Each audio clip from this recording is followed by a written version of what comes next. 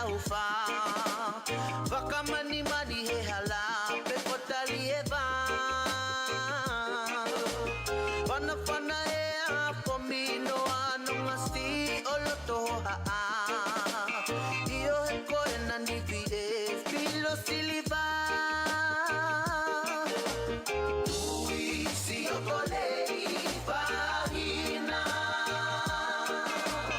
He kakalata puta e ueia Lanu e malada si o fofo wapotu e langita o kakapa He lala mo e huni o umutangata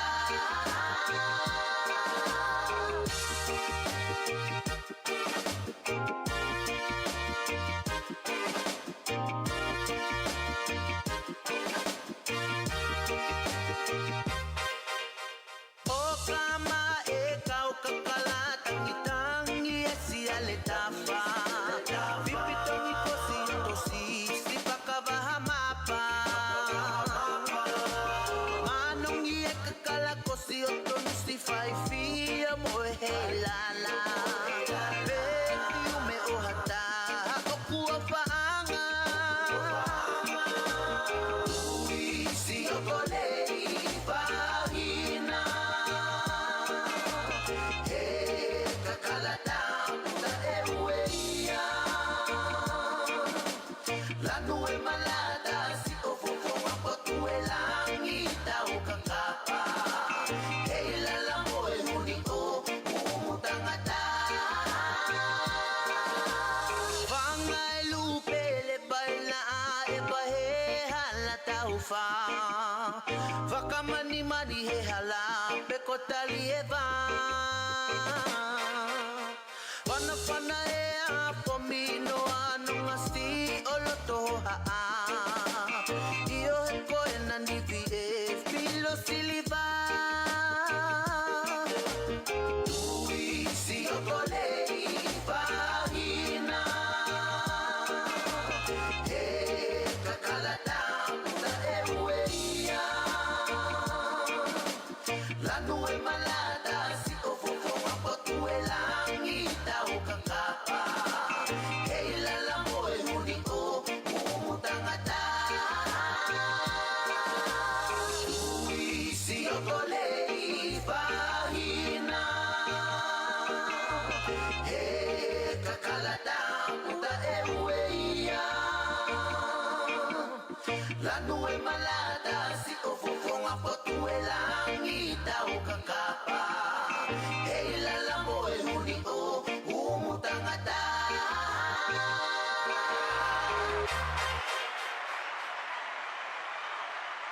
Good morning, everyone. Thank you for joining us here at Everyday People, the Utah Pacifica chapter, with your host, Cindy Sattini. And you know what? We're not going to waste any more time. We're going to get right into it. This morning, ladies and gentlemen, I want to introduce you. I'm so honored. Gosh, I'm actually nervous too because I just saw you talk. Powerful, powerful. We have the Honorable Sela Tukia, or is it Tukia or Tukia? Tukia. Yeah, Tukia.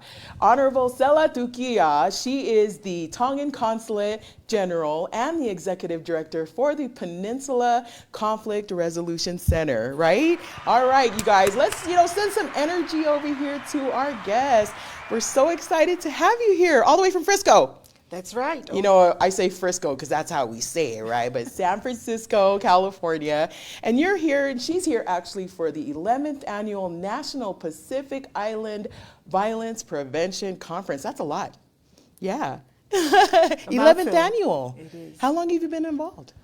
Thank you so much. It's a great honor to be here with you today. And ours. I go right back. I've been there at the first annual conference 11 years ago, which was hosted in the Bay Area. And I think recently the partnership with PacifikaChptr has been formed, and so they co-host every other year in the Bay Area and Salt Lake City. So we always like an excuse just to come and visit. I knew it. But you know what? Any excuse to get you here is amazing.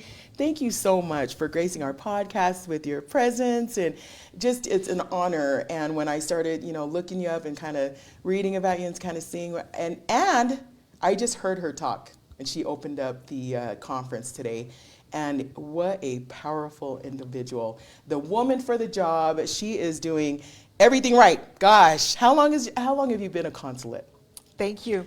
So I've actually been here in the United States for going on 14 years, which is actually, I'm considered a legal overstayer, so to speak, in my job. I think technically they might have forgotten about me back at home, but I think it's been a blessing and an opportunity. Certainly in this kind of job, and I think any job, you get economies of scale and you get experience, and you build up your network over a longer period of time. Yes. So it has been a great honor and an eye-opener to be here amongst our people and to serve in this great country. And so there's a lot happening here right now, notwithstanding the pandemic, and just a lot happening amongst our Pacific Island people, and I think for the Tongan people. So it's really exciting to be here on the ground. Not to mention it's my first time at the PIVC conference, but I'm sorry, thank you for giving me a new title, but I'm actually not an ED for the Executive Director for PCIC, okay. but I could claim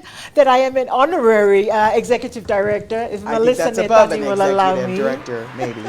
But listen, before we get into the conference itself, and have you talk a little bit about why you're here and what your role is in the conference, just kind of want to go back. It is important for our viewers and our podcast here is that when we bring on a guest, that although our community here in Utah is just bursting at the seam, we believe it's still small enough that it is important that we know who our relatives are, people are. There could be viewers right now, Sela, that are watching going, I didn't know I was related to her. If I can just have you quickly just introduce where you're from, your family, and then we'll just talk. How's that? I love it. Okay. As they say in street talk, we'll just shoot the breeze. There you go. So I've learned since being here in America that it's important, even though I'm married, to also acknowledge your birth family. And so I'd just like to say that my full name is Sela, maiden name Tongan Tukia, married to Phil Tukia. And my parents, the late Siausi Moingangongo, is from Vava'u, from Tuanuku, and New Doua. And my mother's name is Moskaka Kavapalu, and she's from Kolomotua and Longomapu, I'd like to say. I'm at the ripe age without revealing myself, but I don't mind. I feel quite comfortable in myself, you look good amazing. self. I'm half a century old, but I feel a great honor to have been born in Tonga. And I say that because I grew up there and I actually know what it's like, the life there, and how it was just back in our small little island country. And I think that really adds a lot of dimension and value to one's life, you'll find. And so what I tend to do when I get the opportunity to speak, especially to the younger folk here in America, our Tongan diaspora, who are actually what we call second and third generation, I think going on to fourth now maybe, is that I really encourage you, if it's possible, to make a trip back to your motherland. I will. Yeah, because I think it just adds value, and I think oftentimes that's one of the challenges that we're going through here in the United States now for not just Tongans but Pacific Islanders also, is that we are having an identity crisis. And so what I tend to find interestingly enough is that I myself, who was born in Tonga growing up, any little newspaper print that we could find with pictures of Madonna and so forth, and we're trying to mimic, the mini skirts, even though we weren't allowed to, and spiking the hair and dyeing it through lemons. I come here to America 14 years ago, and I find that, all those who were first, second, third generation Tongan U.S. citizens, really strong in their Tongan identity and trying to wear Tongan dress and so forth. And I find that almost contrary to what we were doing back in Tonga. I guess so. The saying is that you always want what you don't have. So for us Tongans and Pacific Islanders, we've got big waves and frizzy hair. We want to straighten our hair. Yes. And we want to, with all due respect, we want to whiten our skin, and we're putting creams and whatnot. And at the same time, we have non-Tongans, Europeans if you may say so, who want to go to the tanning clinics. So it's a case of, get tattoos. So I think it's the same thing malus. also, if I may just say, that we who grew up back in the islands, we wanted to be like how the movie stars are here in America, and yet I find that our dear Tongan USA born are wanting to really identify, although there are challenges there. So I think that's my little piece about growing up in Tonga. Well, what and do my you see parents. now? Because I remember, that transition. I mean, just growing up and having to grow up in that, this is how your hair is supposed to look and this is the style or whatnot. And it was sort of taking me away from the cultural aspect of where I'm from, right? But as I got older, and even now, this day and age, I'm feeling like, and I'm seeing that there's sort of this synergy among our people that everyone's starting to tap into their actual, where they're from, whether that's being Samoan or Tongan. I see a lot more people wearing the gear now, right? Instead of going off for the latest fashion here in the U.S. Do you see that happening now? I feel like it's happening. Do you see that more happening here in, like, maybe even San Francisco? I certainly do, and this is a great country full of many different cultures. Yeah. And I think, on the one hand, you'll have the American culture, which is all about, say, jeans, Converse boots, and pizza and so forth, and that's great. I think the entertainment industry there's nothing close to it anywhere in this. And at the same time, we have, say, our Tongan culture. And I find that especially the younger ones, they really identify and we stand out, we stand different with our Tongan culture. And I think they like to see that their parents and their grandparents, where they come from, and is still very strongly attached to Tongan attire and the values. It's very rich. When we came off the boat, so to speak, yesterday, and I'm sorry to coin it like that, I always say this, we didn't come with much, but we did come with our culture, and it's one that's very rich with a lot of good stuff. We have what they say are the 4 golden tentacles, gold octopus, which is respect, mutual respect for each other, love thy neighbor, humility, and feeling very strong about and passionate about certain values.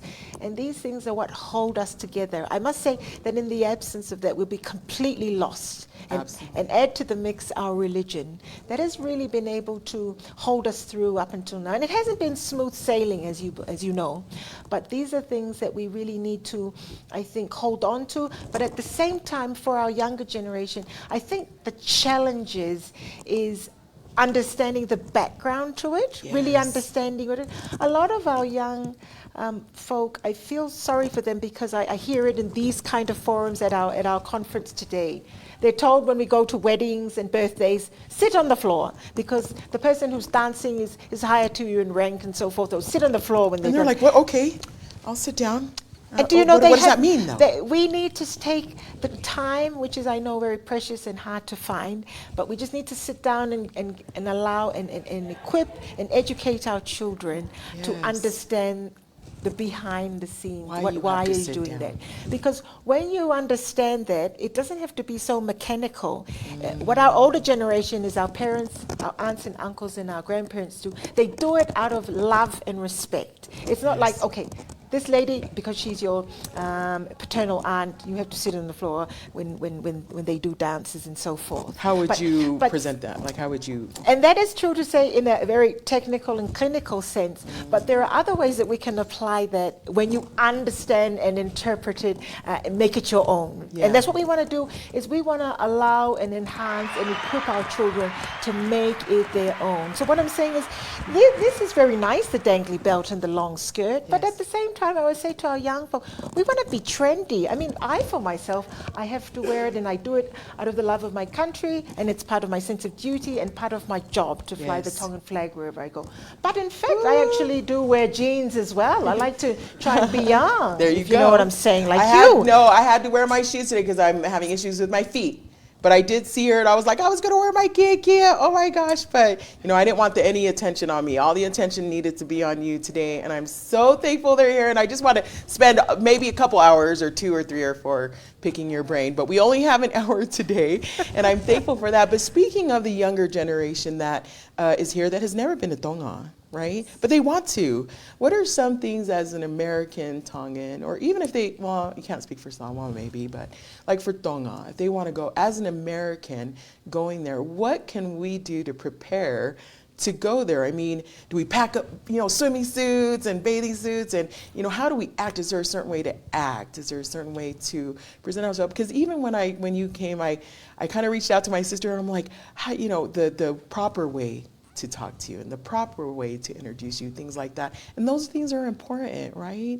I haven't been to Tonga, but I want to go to Tonga and know that if I'm going, I want to know what to expect, how to act, and make sure that I'm, following what I need to do as a Tongan woman, right? Is that right? Is that fair to say, maybe, or put that way? I think that's a lovely question, and I thank you for posing it in that way. Okay. And I think, in this day and age, we're extremely fixated in the generation that we live in, and it's not a bad thing, in having handbooks, and this is the code of conduct, and we should be like that. That's just how it is, and that's the reality. I feel that as Pacific Islanders, like I said, we don't have much. There are not many of us. I always tell everybody, I'm sorry, there are only 100,000 of us or so back in the islands, and there are about 2.5 times that number living abroad. About 80,000 Tongans living in New Zealand now, 60,000, I believe, in Australia, and about 70,000 or so here in America. And what I'm trying to say is that I think for the younger generation, it is, it's up to you when you travel to Tonga. I think what is important is to go to Tonga with an open mind and an open heart. You know what you know, and it's all different for everybody. What you've been taught or what you've been exposed to here in your families, whether you go to church or not, and what kind of Pacific Island forums or Tongan settings that you've been exposed to. But what I feel is that for Tongans and Pacific Islanders, you can make the best of both worlds. I feel that if you can nail that on the head, you are a very powerful force to reckon with. And you were sharing this with me just before we started this program. I think if you can balance our culture and the beauty of it, and at the same time balance it with how we roll, as they say here in this country, I'm telling you, you are going to get the job, you're going to get the application, you're placing in the education institution or wherever you're going to be, because if you can balance the culture, and I mean, I'm just taking a very simple example, is that it's like, I know and I try to respect and appreciate when I should wear my Tongan national dress. There are times when I do wear shorts. There are times to wear shorts, maybe to the beach. We want to see pictures. Yeah, I'm I just don't kidding. have a very good, but there are times when I wear I don't shorts. have any. If I have to, I will wear my bikini or swimming costume, as they say, us older folk. And there are times to wear sleeveless attire. Okay. Sometimes we need to switch it up and go. But I've heard the word used in these kind of conferences, we have to know how to code switch. And this is the key.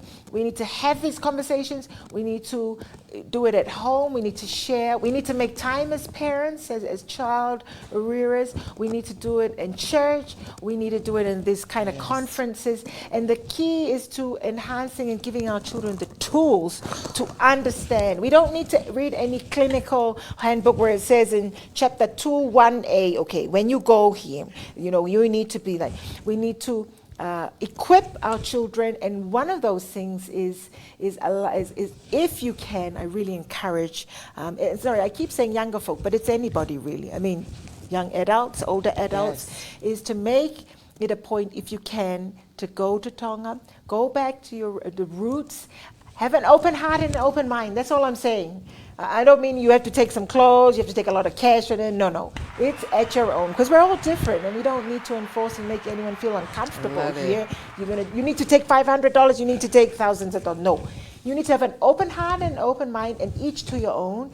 Go there, study, allow our natural setting, our natural environment. Spend time with the family. I mean, this is tourist package that I'm always telling here is, sun, sand, and beach. We're the same as Hawaii, Tahiti, and Fiji, and we cannot compare and go compete with those big wigs. But we have our own tourism package back at home. And I think you need to go and spend time with your family. Understand these are the very humble beginnings that your uncles, aunts, parents, grandparents lived in. There was only 2 bedrooms and there was like 20 people living in the house. We had to sleep in the sitting room. This is how they did the earth oven. This is how we did the cooking. Yes. This is how we shared with our neighbors. And although times have changed, open heart, open minds, I think. Does that make sense? Absolutely. I guess my only question is how big is your suitcase? Going back home. Yeah. Can it fit 2 people in there? Yes. Listen, That's right. that is the plan. I am planning on flying out to Tonga here in the next couple of years for sure. And, being able to experience that again. Sela says go to Tonga. Experience all you can. Get into your roots, basically, right? Yes. Listen, you guys, a lot. I think I'm going to have you talk the whole entire rest of the hour. Will that work? That would work. Before we have her talk about the 11th annual National Pacific Island Violence Prevention Conference and also, her work as a consulate, we're going to take a quick break to kind of give you a little bit of breather, maybe get you some waters and whatnot. We'll play the song because, as you know, we love to showcase our Pacific Islander artists. So as you listen to the song, click like and share. So as we're playing this music, we're bringing more people in so they can come and meet the consulate. Please click like and share, and we'll be right back. Don't go too far.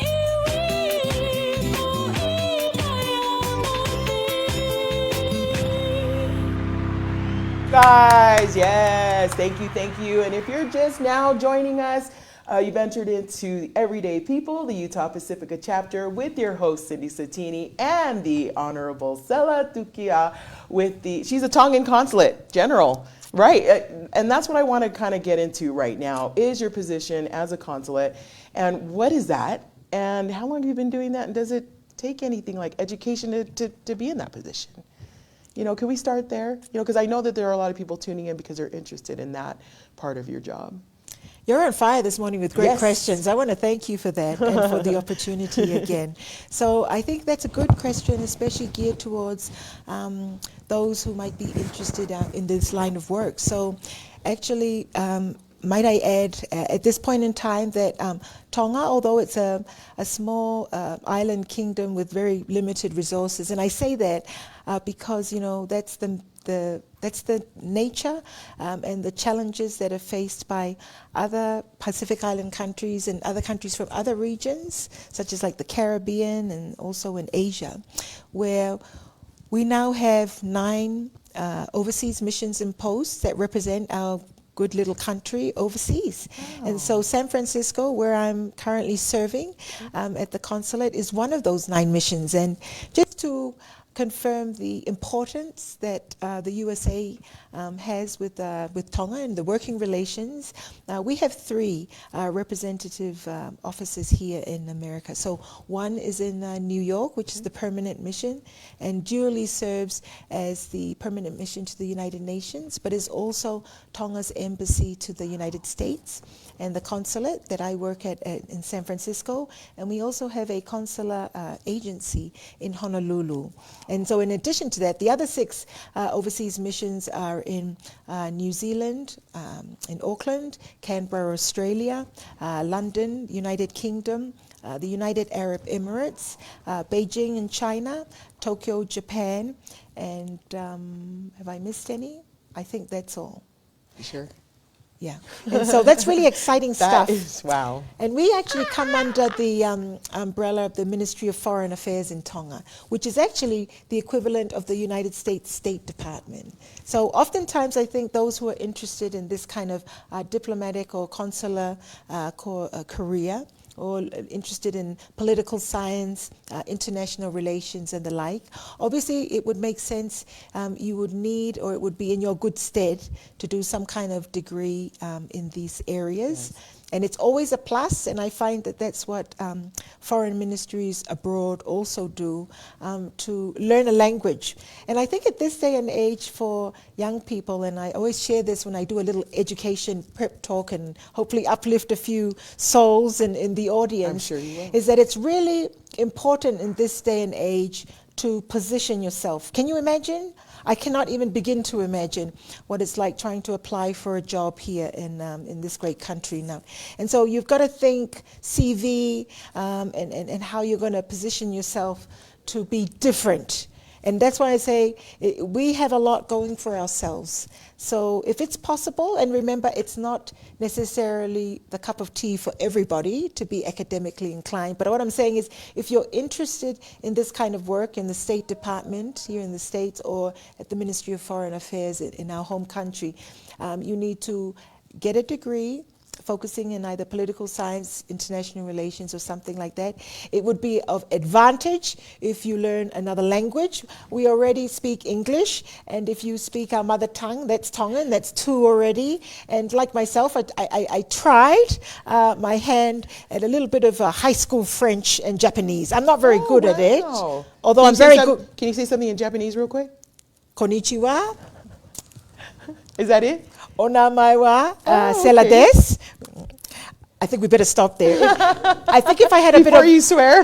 If I had a bit of wine, I'd be really fluent. But hey, get the wine, you guys. Hey, Sela, real quick. Did you just wake up one day and you were like, you know what? I want to be the consulate. How do I do that? Yeah. I mean, how did that come into your, line of, where you were like, this is what I want to do. This is my career. I want to help the people. Did you just wake up one day and you were like, that's what I'm going to do? No, it actually came to be by accident. I did have an opportunity to study abroad, and I did a Bachelor of Commerce in Management. But of course I did the little high school French and Japanese, but then I ended up working for the Ministry of Agriculture back at home because it was a funded education opportunity which I had to go back and work for the government. But I wasn't very inclined, I think, towards the Ministry of Agriculture. What did you want to do? Well, I had an opportunity, and so I moved to the Ministry of Foreign Affairs. And I think that's something that you may want to do is self-assessment. Generally, something that you're passionate and that you like to do. If you find a line of work in that area, as you know, because if you like to meet people, like you're journalistic and you like to be uplifting in the work that you do, and this is why you do podcasts really well, you will find, and the saying is coined, and sorry, this is really corny, but I love sayings, is that work will be less of work. You feel like you're just doing something that you enjoy every single day of your life, but you're getting paid for it. And so I think if you can do a bit of self-assessment in that, and then gear yourself towards getting training, whether it's a degree or it's something technical, if you're good at cooking, go and do a course and try and situate yourself, you know. Was it difficult for you to consider this line of work that you're in, being in the islands and being around, you know, our male counterparts, right? And going into government, how does that look? You know, is there sort of like a pull with power, like, oh, we're the man, I mean, you coming in as a female and now you're representing, you know, Tonga. I mean, how does that look, you know, to our people? And was it hard for you to navigate through that and working with, you know, the men in our country, right? And in the government. Was that hard for you? I would say no. Okay. I think, and I'd just like to share, and hopefully maybe this might inspire and help some persons watching our podcast today.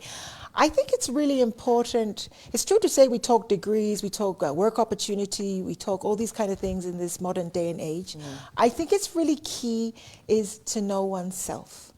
I have never felt that, and I know you see the statistics, the heads of department for ministries in the private sector, non-profit, is predominantly male, although that is changing in Tonga. There are female ministers, there are female CEOs, there are and the like. But and you know that in our culture itself, we revere women in certain parts of our culture. Yeah. We have I guess that's what I was basically trying to But get to. I think if one knows oneself and you feel comfortable, I don't really look at it in black and white. And I know we're all about gender and balancing and so forth. But I think if you feel comfortable with yourself and you know yourself and you soul search, and it's very easy to say because we all have different challenges and walks, but there are so many resources out there. We need to be about self-healing, about self-awareness, and just being very comfortable with yourself. If you can build that up, and I don't think you really notice any major differences. And it's the way you position yourself and the way you uplift and share the love. I think if we try and lean towards and search for the good stuff, it will hopefully always override the bad stuff. And you know, I know I haven't really mentioned it, and I'm not the local pastor, but I really feel that our faith also has a piece in that. And so I myself, my self-faith has really evolved over time. And I think it comes with age, it comes with experience, and it comes with, so I think it's good that we encourage each other. If you can put out good love to your neighbor and to our sisters and brothers. If you see someone, it's not about the good times, my friends and family. It's about the rough patches and getting through it ourselves and helping other people. If you never know if someone is having a really bad time in their life. And I think if we can be kind and help others, if you're going to be the light, the beacon of light for someone in that day, do it. I think we need to really go back to basics like that and share the love. So I think, you know, what do you think? Well, I'm thinking that she's full of confidence, and she's talking about making sure that you know, get to like really work on yourself and finding yourself, and that confidence that you're carrying into the consulate when you're going in there, you're working with our male counterparts. You know, here in the U.S., you know, you hear a lot of like, you know, they got the job over me because he's a man or whatnot. That's what I was trying to get to in Tonga. Do you still, was that sort of a struggle? But it sounds like she's basically saying, I just walked in there and I'm with confidence and I knew what I was coming in with. That's how I see it. You're coming in there with education. Your confidence level is, where it's at, and you're able to work with the male in our community, right? The men in our community. And is it different, from what we've had to experience here in the U.S. and what we continue to experience? I'm really sorry to seem like maybe if I'm glossing over, because life certainly hasn't been easy. Okay. I have encountered many great challenges in my life. Okay. Relationships, before getting married. I have only one son. I was a late bloomer, and he's 9-year-old. God bless him. And he's actually a special needs child. So I want to put it out there. So when we discovered that 5 years ago, my husband and I, it was really hard for us. And it's been a really hard journey since. But I'd just like to take this and as a good example that, please forgive me if I'm putting out that it's all been all roses and candy. Certainly not. But I'd like to take my journey with Simeone, my son, as an indication of how we can try, I think, to address the highs and lows in our life. And I think if it's anything that I can do today, sharing with you and just giving some insight into certain parts of our work and family life and what I've encountered in my 50 years on this planet, I hope that it can help and inspire others out there. So, just try to make use of all the opportunities that resources that are, and of course I know that there is a stigma amongst our Pacific Island community, and we've just tried to tread it carefully together, my husband and I, hand in hand. And at times, one has had to question one's faith. And sometimes I've always worried about, what happens if something happens to us overnight, what's going to happen to him. But I think these are the journeys that each of our own that we do. And I would like to share that and put that out there, because I think, yet again, if we have more self-awareness, self-assessment, believe in the wonderful strengths that we have as Pacific Islanders, our faith, our ability to share, our communal living. Yes. We have so many advantages, oftentimes we don't know. Yeah. And so I think these are the things that we should perhaps just sit back in this very, very busy world and country and just have some little me time. Yes. and think and digest that, and maybe try and tread slowly and carefully and reach out to those beacons of light. I love it. And you did hit that, that was where I was trying to go to as far as the stigma. But, you've touched on a lot of things to, encourage our viewers that, just to go for it, regardless of your gender, your race. It's just finding self-awareness and feeling confident and going for it, right? Regardless of the struggles, because there are always going to be struggles along the way. Yes.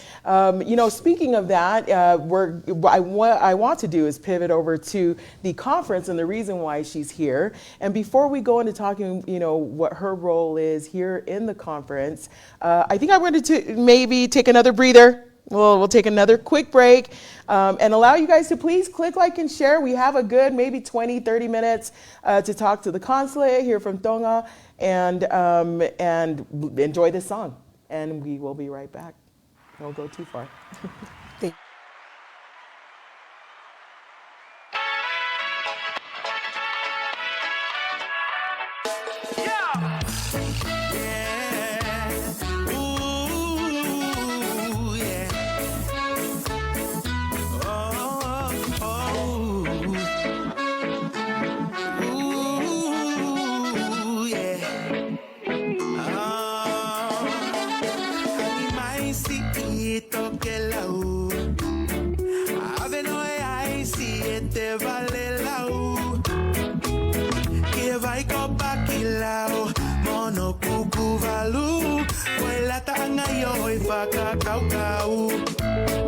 Si helala kopi kepevela Angiki peane toki ala Wakamalinga hangaya o isola Oi uanoa o kakitui o kahoa Eva mai, Eva, Eva, Eva mai Kautaki siya o mamata Yes, go down, pape moi vai ko belenga Tala tutama koya uata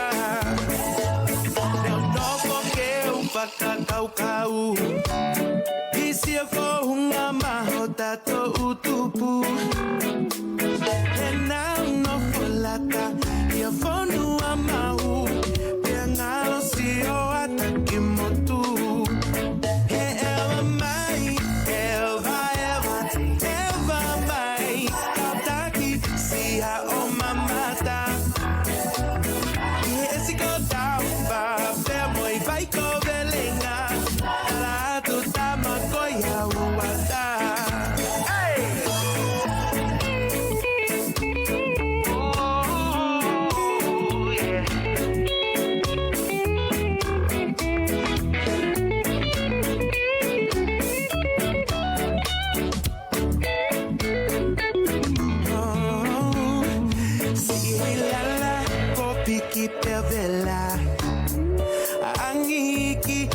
Tokiala Wakamalinga hangaya o isola Oi uanoa o kakitui o kahoa He eva mai Eva, Eva, Eva mai Kautaki siya o mamata Yes, go down, pape moi vai ko belenga Tala tutama koya uata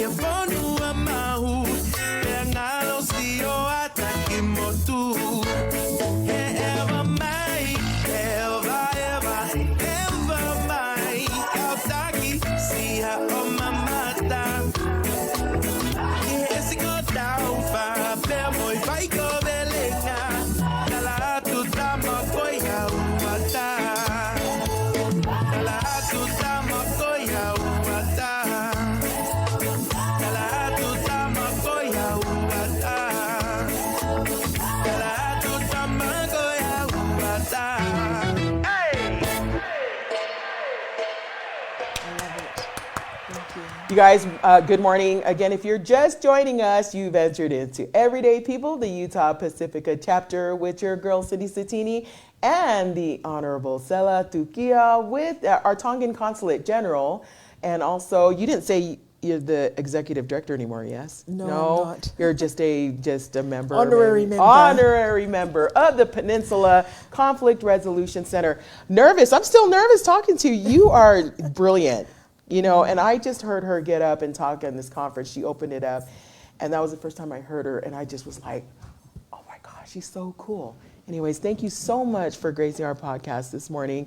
It's an honor to have you here. You just don't realize, you know, we know the type of work that you've done for our community, and we've been following you, and we're just happy that you're here, that we can share you with our audience. And really what I want to do is start talking about the 11th annual National Pacific Island Violence Prevention Conference. And that's one of the main reasons why you're here, right, Sela?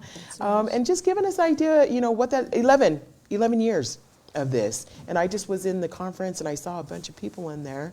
You know, how's it gone? You know, how did that all start first?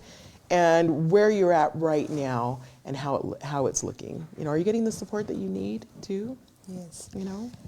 Thank you.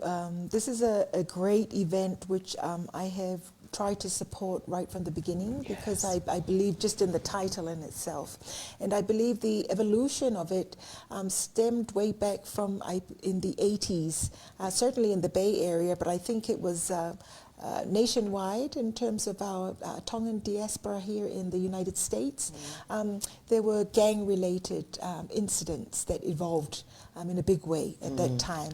And as such, as I mentioned in my opening remarks this morning, I believe violence has evolved or changed over time for our Pacific Islanders, and I think it will continue to do so going forward. So it's always interesting to look at the agenda and all the wonderful speakers that they managed to gather over these 11 years, and I'm always interested to hear what Melissa Netane Jones, who's the Executive Director of PCRC, as she says, we get into the uncomfortable spaces. As we all know, in the Pacific Island culture, certainly from Tongan perspective back in the islands, oftentimes the uncomfortable spaces, there's an element of tabooness, so to speak, where we can't really talk about it. But, fast forward now, they say it's a century already that we've been in this great country, and we really need to address the way that we talk about with our children and members of our household, still communal living, about these sensitive issues. And it's really hard, and it's still hard. But going forward, hopefully that by bringing together vested people who are really concerned, genuinely concerned, we can do something. I mean, we're not going to radically change things overnight, but I firmly believe, and have always been a believer, something small that you can do, either at the personal level or together or with your neighbor. Let's do it. Let's try and do it. Let's try and take the stigmas away. Let's try take the negativity if we can. Just something small. Like I just shared, earlier in this session, if it's something that you're going to do just like by saying hello to your neighbor, let's do it, because that's the Pacific Island way. I mean, you don't know that person might have gone through hell that week, just having really big troubles in their home, whether it's domestic violence or just having some mental health issues or just lost a job, as you alluded to. If your little hello is going to make their day, or, maybe Passover, you've been baking some scones or something. This sounds like really corny examples, but let's try and put a little bit of, it's not corny at all. I think that's great. Positivity into the mix.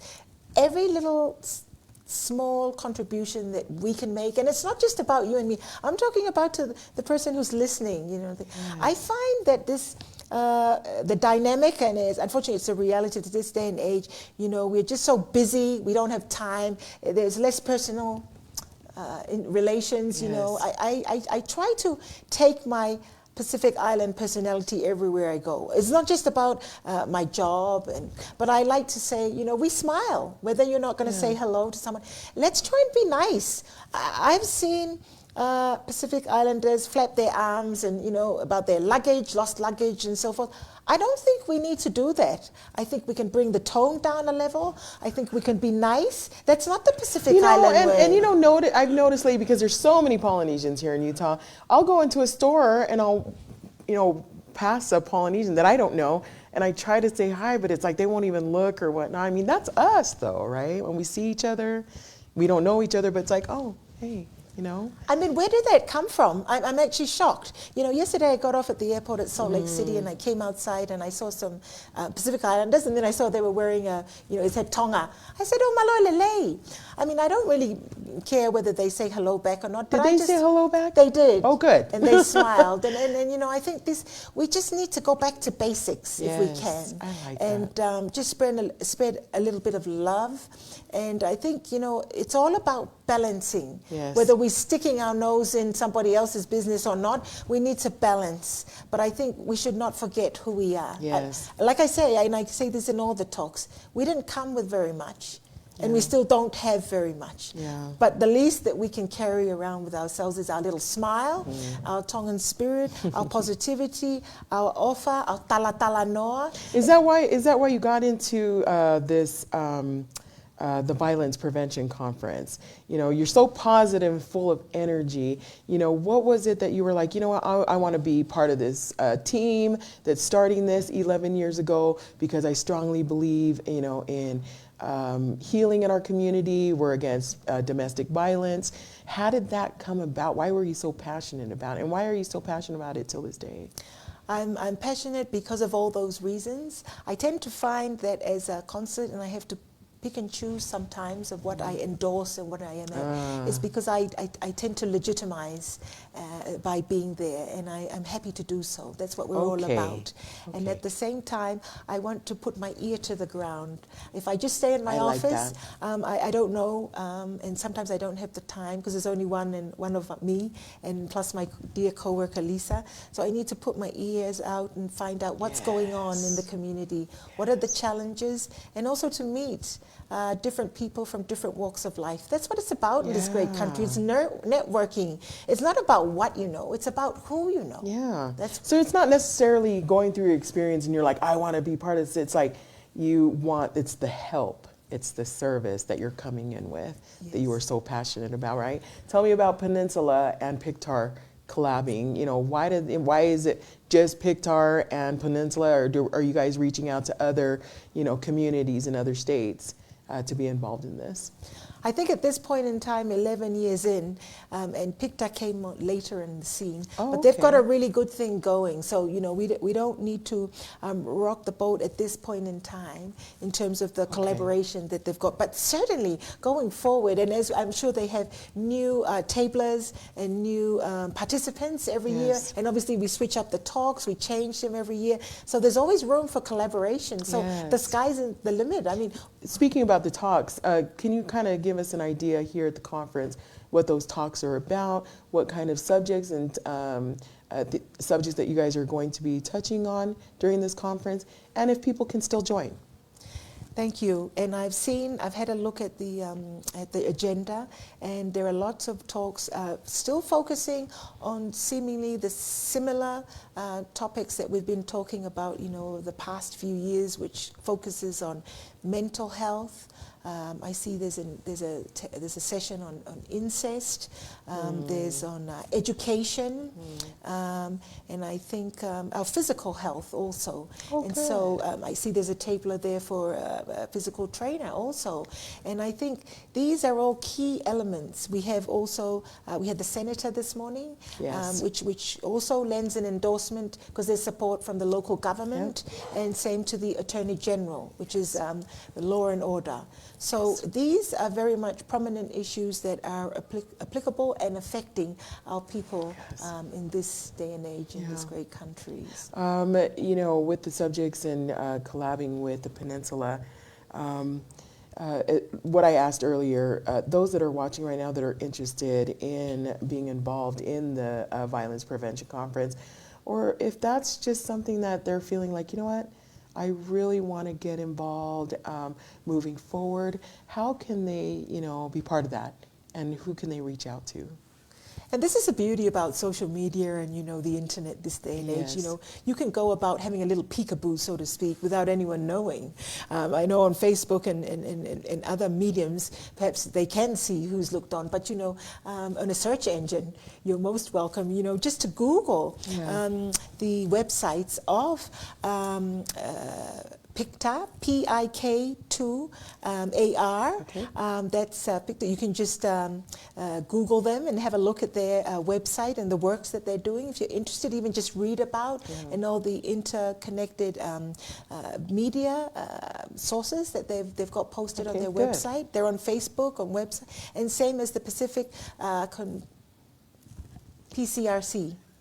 The Pacific Conflict Resolution Center, which is based in San Mateo. You can also Google search them. They're on Facebook. They have their own website, and you can have a look-see and see what work they're doing, and they'll have a report on all the sessions that we're talking about. Oh, good. Speaking of reports, and that was my next question before we slowly end our podcast, is, I'm all about numbers. So 11 years into it, do you guys have statistics? What does that look like in our community now? And, do you see a difference? Has it gotten worse, or has it gotten better as far as the help that you guys are providing? Are you seeing more people reaching out going, I'm dealing with this, or you're just not seeing too much of it? How's that looking as far as numbers? It would be remiss of me to say, because I don't have the numbers. But what I will say is, I've mentioned, the violence prevention has evolved and changed over time, and we expect that. you know, I think mental health really came to the fore after the pandemic. It was already lingering there amongst our people, but it's changed and become more prevalent.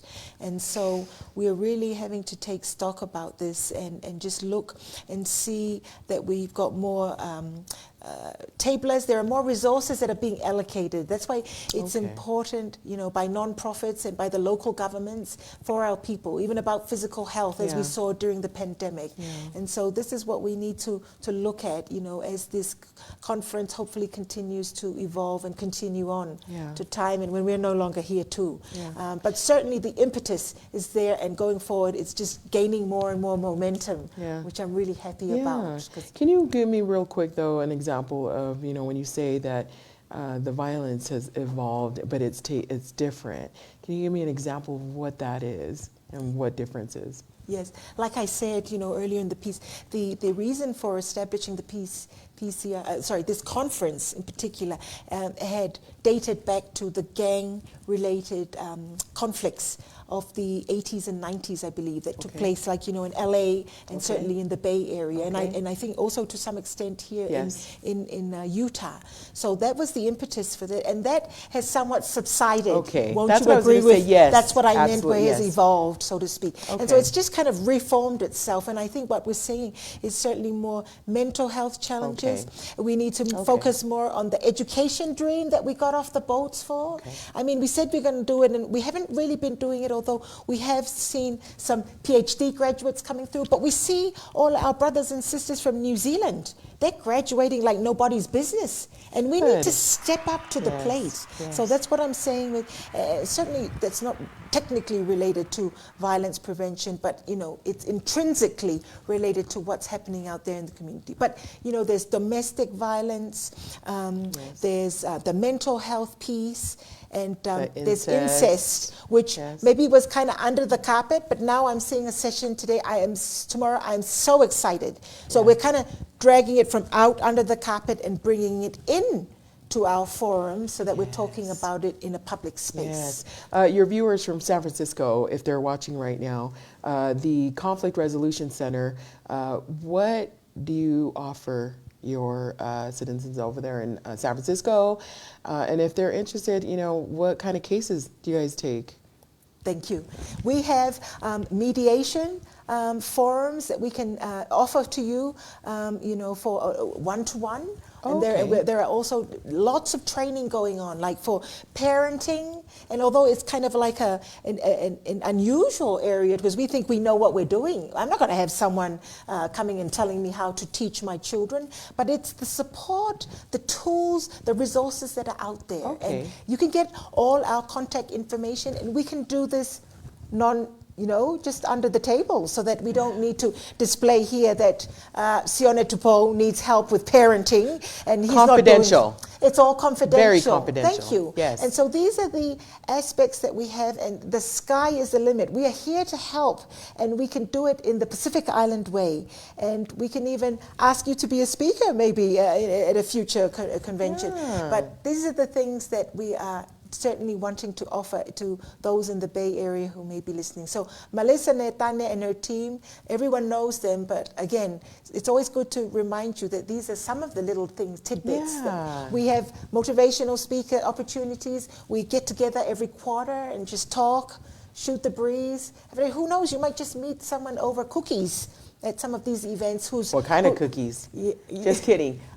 So listen, you guys, will you let our audience know about this conference here today and tomorrow? Can they still attend? And the Pacific Islanders, you are always welcome, or even friends of Pacific Islanders, you're always welcome to stop by. We would be happy to have you. There's a lot of space there. There's a lot of food, if that could help, and there are a lot of opportunities and resources. Who knows? Free? It's all free. It's all free for you. We love the word free. All right, you guys, listen, we have, if you're just joining us and you're listening to this amazing individual with so much knowledge and just a bunch of positive vibes that you're sending us, seriously, coming in here, again, watching you present this morning, I am a fan. You're a big deal, Sela. That's pretty awesome. And we just want to, we appreciate you being here, taking time to spend with us and our audience. But before we end our show, you've given us a lot of good nuggets already. But just kind of end our show and, give our audience some insights, some words of wisdom on what they can do moving forward in being part of the community and uplifting our community. And if you can maybe close not only in English, but for our brothers and sisters that may not understand English just quite, you can say something in our language, please. Oh, that sounds so good. Yes. How can I resist you? I really thank you for this opportunity to be part of this podcast today. And I feel that I'm no expert in any of these fields, but I'm just thinking and hoping that anyone who might be watching our program this morning, we all have a role to play. This is her role to play, is by offering this podcast. It is my role to play, being offered the opportunity to represent our government in this great country. And it is your role to play. Whatever you can do by offering positivity in our usual Pacific Island spirit, if you can be your good self to your neighbor who might be going through some challenges, if you can shine the light by sharing that there are such opportunities as this Pacific,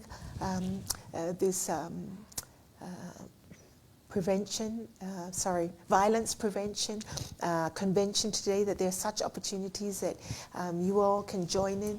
If this is what you can do and I can do and she can do and he can do, let's try to do it. I mean, let's not kid ourselves. We're not trying to change the world overnight, but let's shine the light in the little way that we best can, because that's all we came with from the islands. That's all our ancestors came with on the canoes that we arrived on these great shores.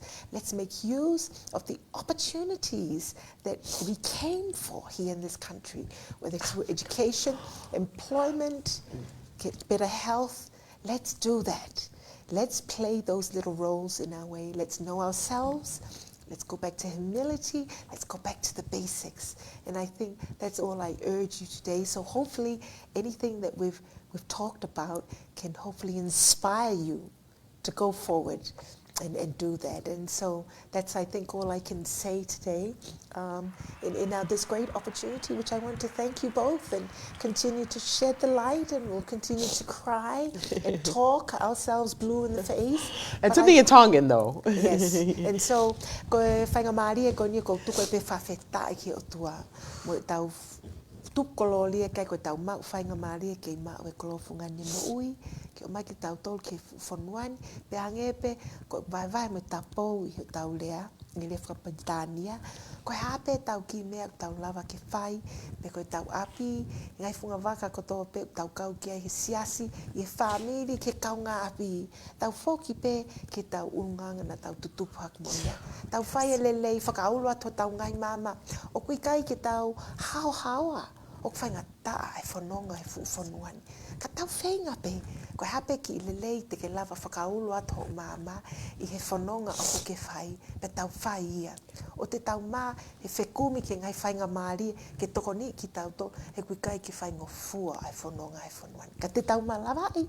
Ko unga ko tau Sofia e tau whanau mo nau kahau. Ko ngā ke mau. Mo i kunai. Misi na tau whakaamua. Ke whakahoko i he tau hao ki whanuani.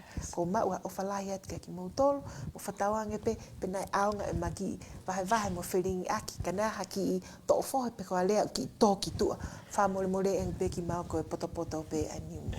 Mahalo o pito o whātu. Gosh, you are so amazing. And one thing I got from that, tau whainga pe. With that said, Sela, I am just honored. What an amazing experience for me to have you here and for you to be able to talk to our audience about just what we just talked about. Again, if you're just tuning in, we are coming to the end of our show. It will be saved after this. Go back and, listen to all of the gold nuggets that she's been able to provide for us. We're so glad that you came all the way here to Utah. And we hope that we see you again and you come more often and visit us. If anything, we'll come and visit you too. Again, she's here for the 11th Annual National Pacific Island Violence Prevention Conference. That's happening today and tomorrow. We will put the address in our comments. It's free. If you guys don't have anything else to do, come on over and meet the Honorable Sela Tukia with Tongan Consulate General. And also with the Peninsula Conflict Resolution Center. Again, thank you so much for joining us. And the message is always the same here at Everyday People. And that's for everyone, just to be kind to one another. And listen, text 2 people right now and tell them you love them. Again, thank you so much for joining in. Have a great morning. Bye. See ya.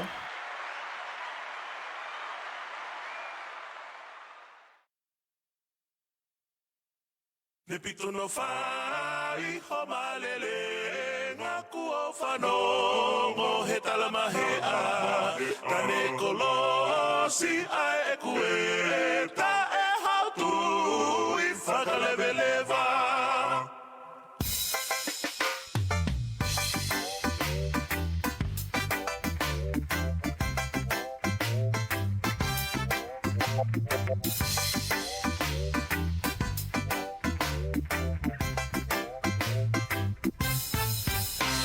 No fai homalele ngaku o fano ngo hetala mahea tane kolosi ai ekue ta e hautu I whakalebeleva koe siufa kaha konoa ai taunu atave ki o ma e fikumiki he api moa no e matakali Polinesia, que tu kai fefe, oi haka ila kita wangae, o faketa longa o tupu, ai hau o kumalu I fonua.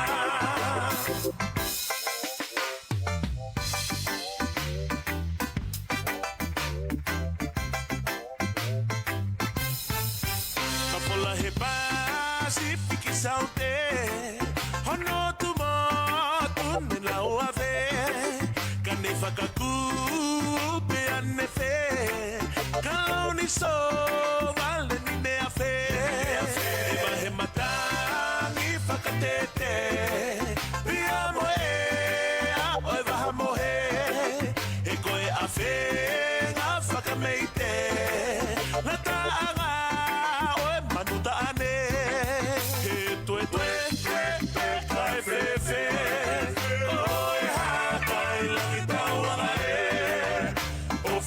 Solonga o tupu, ai hau o kumaru I fonua.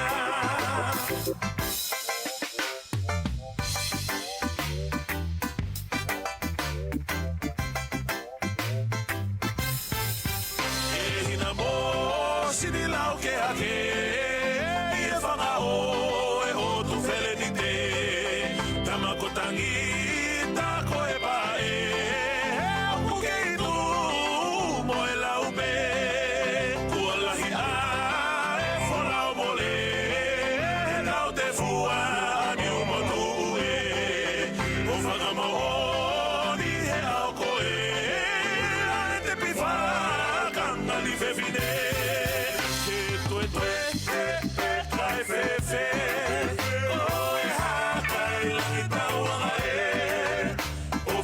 Solonga o tupu, ai hau o kumaru I fonua. Kai fefe, oe haka I langi tauanga e. O whaketo longa o tupu, ai hau o kumaru I fonua. O whaketo longa o tupu, ai hau o kumaru I fonua. Thank you guys. Thank you Have so a great much, morning. Ofatu. Sela Tukia right here.